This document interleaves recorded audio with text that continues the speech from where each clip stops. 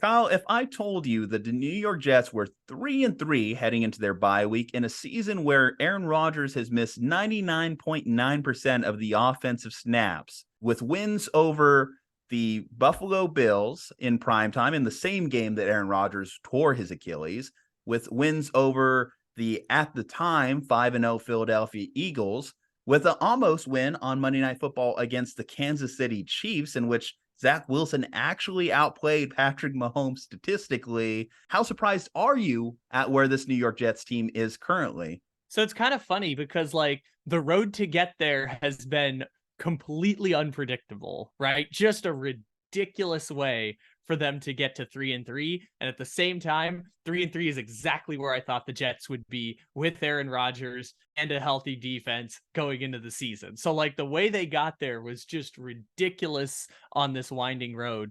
But 3-3 is about where I thought the Jets would be, kind of in that gluttonous group of teams that are fighting for 2 playoff spots in the AFC.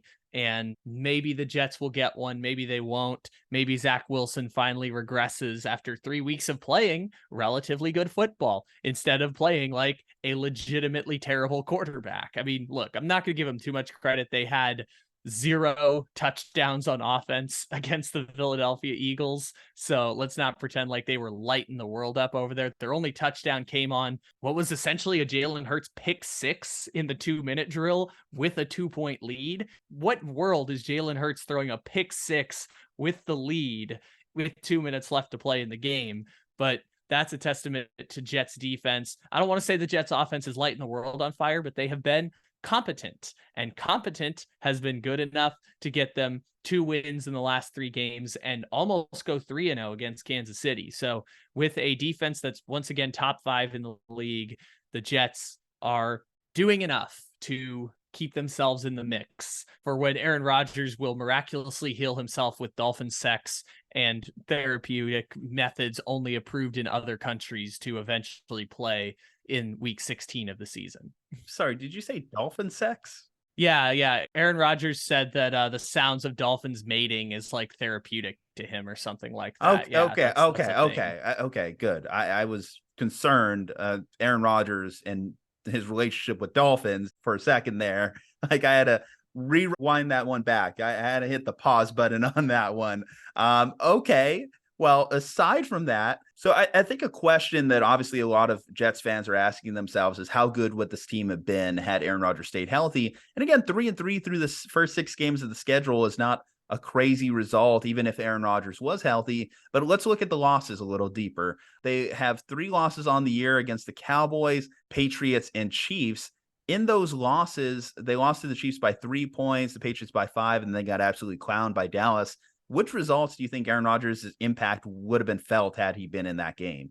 So the one I would flip is the Patriots result. The Patriots one is the one that I think that's the game that they maybe win if they don't have a totally atrocious performance on offense. So the other two I think still go the same way. They still lose to the Cowboys, they still lose to Kansas City. I think that the Patriots result is the one that you could argue they flip, but then again, maybe if he's healthy, they don't win that chaotic game against Buffalo, or maybe they probably would have beat the Eagles, but besides the point, like they're probably 4-2 at this point of the season. They're a frisky team that is playing pretty well on offense and has an excellent defense, like just top to bottom excellent defense at like 9 of the 11 positions. But remember that on offense, they still don't have a left tackle. Elijah Vera Tucker's out for the season now with a torn Achilles. They have had some issues. They're not a top 10 offense with Aaron Rodgers there, but they are probably 4-2 at this point. So you mentioned Zach Wilson. He's kind of changed your mind about him a little bit from going from being one of the worst throwers of a football this league has ever produced to being at least a competent quarterback. What do you think his future is now? Do you think he's at least elevated himself, I guess, to career backup mode? Because that's kind of how I view him. I don't think I see him as a elevated to top 32 quarterback, but at least now, if you told me that Zach Wilson was on an NFL team in 10 years, oh, Zach Wilson's the backup there. Oh, okay, cool. I understand it a little bit more. He's shown that he can at least win you games in the NFL. at a certain level. I was impressed. So a couple weeks ago after he lost to the Chiefs, his press conference actually left me a little bit impressed. He did take a lot of onus on himself. He didn't blame anyone. He was very humble. Like there's something that changed a little bit in Zach Wilson. And now I do think the teammates are starting to rally behind him a little more now that they're starting to see the wins. Obviously, we see winning is the ultimate deodorant. But how are you viewing Zach Wilson? Let's focus on the second part of this story that I think is interesting, and that yes, Zach Wilson is playing competently. Yes, Zach Wilson had a very good game against Kansas City, where he was the first quarterback to ever have more passing yards, passing touchdowns, and completions than Patrick Mahomes in a football game. Like in Patrick Mahomes' entire career, high school, college, and pros. It's the first time it's ever happened, which is kind of funny. Let's also remember that 3 weeks ago, Breece Hall came back from injury for the New York Jets. And I think we are all underestimating just how important Breece Hall has been to that offensive revitalization. Like he last year was when Zach Wilson was really, really struggling. Breece Hall was the one keeping them in games with big runs. He was averaging close to 80 yards a game before he tore his ACL in week 6. He's come back and he had 170 yards against the Broncos. I don't know his exact numbers against the Eagles. He got bottled up a little bit in that one. He didn't have like the dynamic runs. Unfortunately, he was largely bottled up in that game, but I think that's to be expected against that Philadelphia Eagles front.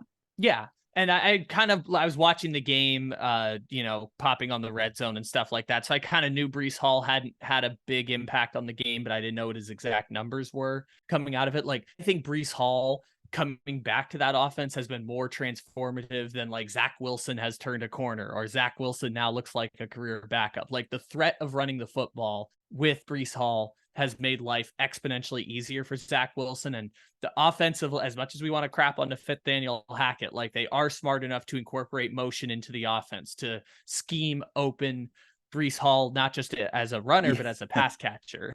Yeah, quick interjection here. So Breece Hall, he had 12 carries for 39 yards and a touchdown, averaged 3.2 yards per carry. So it wasn't a great day at the office for Breece Hall or anyone on the Jets offense, as you mentioned. But part of that also is game script, game flow. The Jets were largely down in this game. And as you mentioned, what happened with Jalen Hurts there and his inability to retain the football, which again, credit to that defense being able to force takeaways and be a menace. As Robert Saleh put it, they've embarrassed every quarterback they played this year. Sans, I guess, Dak Prescott, because that was an embarrassing performance for them.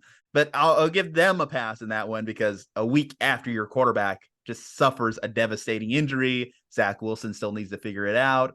The Cowboys were rolling into that season, get to play their second game at MetLife. I'll give the defense a little bit of a pass on that one. Yeah, and the Jets touchdown that Breece Hall had, I know it was a Breece Hall touchdown. I'm not counting that as a Breece Hall touchdown because the Eagles let him walk into the end zone as they needed to preserve the clock after Jalen Hurts threw what was essentially a pick six at the end of that game. So like even Breece Hall's touchdown, they just let him walk into the end zone. But besides the point, the New York Jets offense has been decent with Breece Hall. And I think that's the important part of it. Like Breece Hall coming back adds a dimension to their game that they didn't have when it was a rotating door of Dalvin Cooks and whoever else you have in that running back room for the Jets. I do think that Breece Hall coming back can explain some of the successes for Zach Wilson, but the fact that Zach Wilson hasn't pissed this thing away, even while having talented players come back and support him, has been very important. There's a pretty easy key to stop the offense of the New York Jets, and it's just pass rush, because their entire left side of the offensive line is depleted at this point, and you can make some magic happen there by putting Zach Wilson under pressure. Because as we've seen, Zach Wilson gets in his own head a little bit doing the analysis paralysis stuff when you put pressure on him. And I think it was the Patriots game that he sacked himself, but in that game they had like 5 sacks. And, that's the key for defenses. Defenses will also adjust. But I think the return of Breece Hall probably explains a lot of the Jets' offensive improvement. Now, the offense that the Jets employ is complicated in Zach Wilson's defense, a little bit of Zach Wilson's defense. And he's still a former number 2 overall pick, so I'm not going to excuse any of his inability to learn the offense. It is a complicated one. As you mentioned, a lot of the motion stuff that happens with Nathaniel Hackett, a lot of the reads that come out, a lot of the long play calls that come out of, because obviously before Hackett got in there, you had Mike LaFleur calling the offense, another guy from that Shanahan coaching tree. Zach Wilson has had to take some time to adjust to that, learn that, and get better. He has gotten better for what it's worth. Again, we're seeing him get better throughout the course of the season. The problem is that, again, Zach Wilson was drafted number 2 overall. If Zach Wilson was drafted in the same draft position Brock Purdy was in, we would be applauding what Zach Wilson is doing currently at the moment. But the fact that he is performing more like a guy that, again, desperation start, like you would probably expect a Gardner Minshew. If a desperation, you have to play Gardner Minshew in game. That's a problem for the Jets in terms of their long-term quarterback decisions they have to make, because even if Aaron Rodgers does come back here, and that's another topic to get into, let's put the Dolphin sex chatter aside and just talk about Aaron Rodgers and his road to recovery. Richard Sherman was talking about this, and Richard Sherman dealt with an Achilles injury back half of his career. That's exactly what Aaron Rodgers is dealing with. They play 2 different positions, cornerback versus quarterback, where you have to talk about gaining a back pedal versus quarterback, which at times you could be more stagnant. It seems like if doctors give him the clear, Aaron Rodgers would play for this Jets team this season. We saw Philip Rivers play with a torn ACL before, so we know things are possible at the quarterback position, unlike other positions in the NFL. What do you think for Aaron Rodgers in him coming back? Do you think that this is, I mean, you're not a doctor, obviously, so I'm not going to put that on you as far as like the actual medical advice behind it. But if he returned and this Jets team still was able to tread water, do you think that they become a playoff team? Let's say he returns in December, late December. What do you think? I know the NFL is desperately rooting for Aaron Rodgers to come back, but my philosophy on that is I'll believe it when I see it, because the classic example recently of modern medicine is that Cam Akers tore his Achilles in August and returned in January, the year that the Rams won the Super Bowl. And again, different position, different context applies. He didn't really do much when he came back. He was there as an option, but he wasn't really like contributing to what the Rams were doing during those last 2 games, the NFC Championship against the Niners and the Super Bowl against the Bengals. Do you remember whether it was the right Achilles or left Achilles for Rodgers? For Rodgers, it was right on his back leg. Well, that could be a little bit of an issue, I could see, right? Because if you're a quarterback, you're a right-handed quarterback like Aaron Rodgers, you need to be able to drive off that back foot a lot. And if he has to put a lot of pressure on that, and you mentioned it earlier too, the issues that they have with the tackle position, that's also a bit of a problem for the Jets. If he can't move, like let's say he is just pure pocket passer the rest of the season, he can't use any of his mobility because risking further injury to that Achilles. Would you just be better off having Zach Wilson play? For who and for what? Like the Jets are in a compromised position with Aaron Rodgers' health and well-being. Like I know Rodgers is a mercenary. I know he's not part of their long-term plan, but like don't let him just throw himself out there when he's not ready to play. That's the other part that's important there. And my philosophy on that is I'll believe it when I see it. If I see Rodgers out there and they give him the go ahead and Adam Schefter is going crazy about how this miraculous man has recovered from injury, because Adam Schefter seems to be going to the Joe Rogan school of Aaron Rodgers at this point. But like, if all of that is going to be part of this whole Aaron Rodgers narrative is that he comes back from the injury after 4 months, it's kind of a believe it when I see it, because I just don't know what to make of it. Like he probably shouldn't do this. Most Achilles injuries are like 10-month recovery times to fully get back to health. So if he's looking at like a 50-60%, he's going to play through it. For who and for what? Like what are you gaining from this by going out there in an injured state with a major reconstructive injury and just trying to play because the Jets might get the 7 seed and we don't know what's going to happen? And can I also add too, we have seen Aaron Rodgers try to play through injuries before, and it hasn't looked good. The results haven't really been there. I know he had that toe injury. He was not playing at full Aaron Rodgers ability. I think he also had a hand injury, if I'm not mistaken. Yeah, last year he broke his thumb. Yeah, he had a broken thumb last year.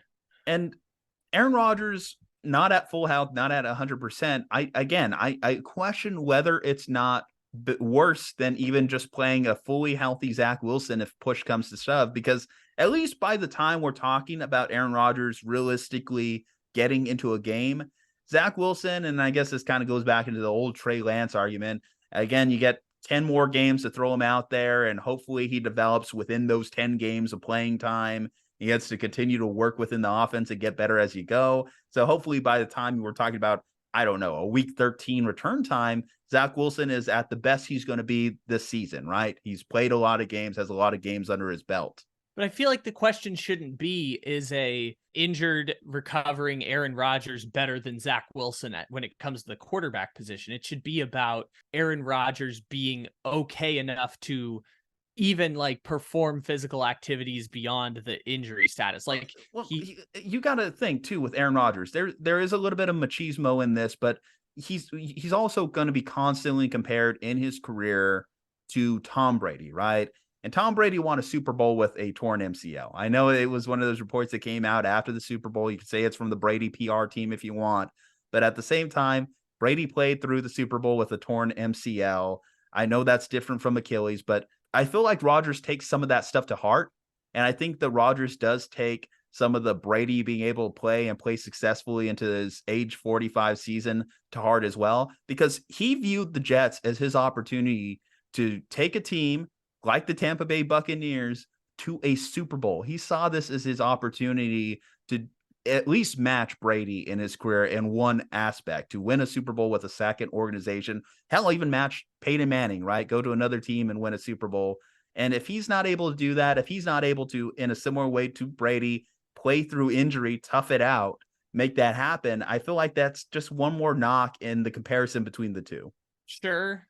And I get the point behind that. Like, everything Aaron Rodgers has done has been like, what if it was Tom Brady's career, but like everything went slightly worse? Even though Aaron Rodgers is a better, in terms of his actual performance, a better statistical quarterback than Tom Brady. Tom Brady has the longevity stats. Aaron Rodgers has the stats that back him up in terms of like QBR and passer rating and stats that prove he's the second best quarterback in NFL and history stolen behind Patrick MVPs. Mahomes, right?